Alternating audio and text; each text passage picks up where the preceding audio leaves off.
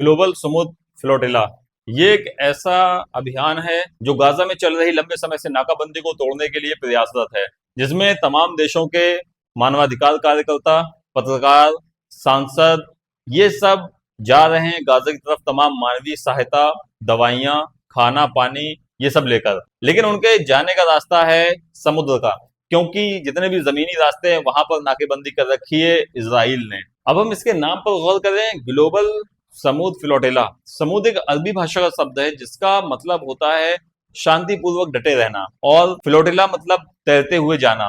यानी कि ये जो एक अभियान चलाया जा रहा है इसमें लोग समुद्री रास्ते से अपनी नावों के जरिए, शिप के जरिए, पानी वाले जहाज लेकर जा रहे हैं गाजा की तरफ। अब हम इसके बैकग्राउंड में जाएं तो 2007 में भी इस तरह के तमाम अभियान चलाए गए। अलग अलग देशों से अलग अलग समूह गाजा की तरफ रवाना हुए, लेकिन 2007 से ही गाजा पट्टी पर नाकाबंदी कर रखी है इजराइल ने। सबसे चर्चित घटना सन 2010 में हुई, जिसमें मावी मारमरा नामक जहाज पर इजराइल ने हमला किया और उसमें जितने भी कार्यकर्ता थे जो फिलिस्तीन की तरफ, गाजा पट्टी की तरफ जा रहे थे, उन सभी की मौत हो गई।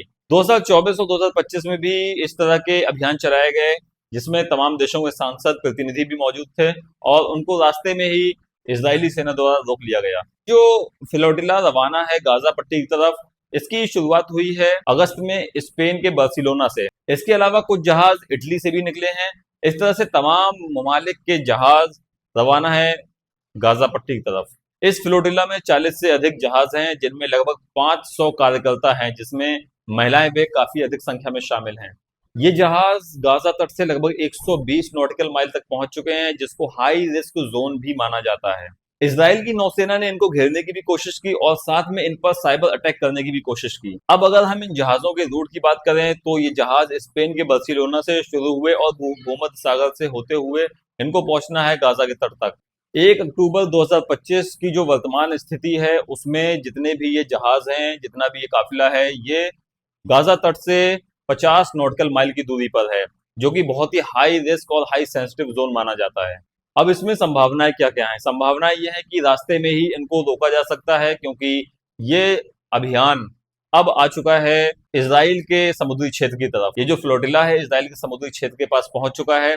यहाँ पर अब सीधे चुनौती है इजराइल की सरकार को, इजराइल की नेवी को। अब देखना यह है कि क्या ये फ्लोटिला अभियान कामयाब होता है या नहीं, क्योंकि खबरें ऐसी आ रही हैं कि नेवी डिप्लॉय कर दी गई है ये फ्लोटिला अभियान को रोकने के लिए, और साथ में इजराइल पर आरोप लगे कि ट्यूनीशिया के बंदरगाह पर भी ड्रोन हमले किए गए हैं ये फ्लोटिला अभियान में शामिल जितनी भी नाव हैं उन पर। यह अभियान जो चलाया जा रहा है ये पूरी तरह से हथियार विहीन अभियान है, यानी इसमें कोई भी आर्म्स और हथियार लेकर यात्रा नहीं कर रहे हैं। उसमें जितने भी लोग हैं वो सामाजिक कार्यकर्ता हैं, तमाम देशों के प्रतिनिधि हैं, सांसद हैं, पत्रकार हैं। तो उनका एक मकसद ये है कि जो इजराइल ने जो नाकेबंदी कर रखी है गाजा पट्टी पर, उसको पूरे विश्व के सामने उजागर करना, और साथ में वहां पर दवाइयां और सहूलत की जो भी चीजें हैं, रोजमर्रा की जो भी चीजें हैं, वो गाजा के लोगों तक पहुंचाना, ये एक मकसद है। इस अभियान को अंतर्राष्ट्रीय समर्थन मिलना इस बात की ओर संकेत करता है कि लोग बाग जागरूक हैं अपने अधिकारों को लेकर, या दूसरे के अधिकारों के प्रति जागरूक है। आखिर वो भी इंसान हैं, उनको भी अच्छी जिंदगी जीने का हक है, जिनको युद्ध की आग में धकेला जा चुका है, जिन पर युद्ध और जंग मुसल्लत कर दी गई है।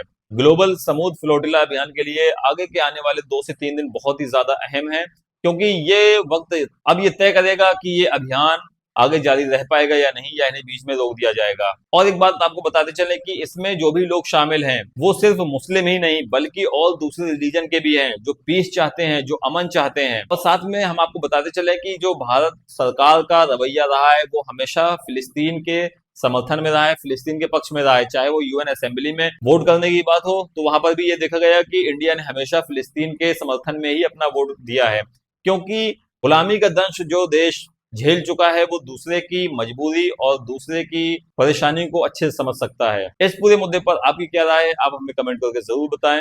बहुत बहुत शुक्रिया।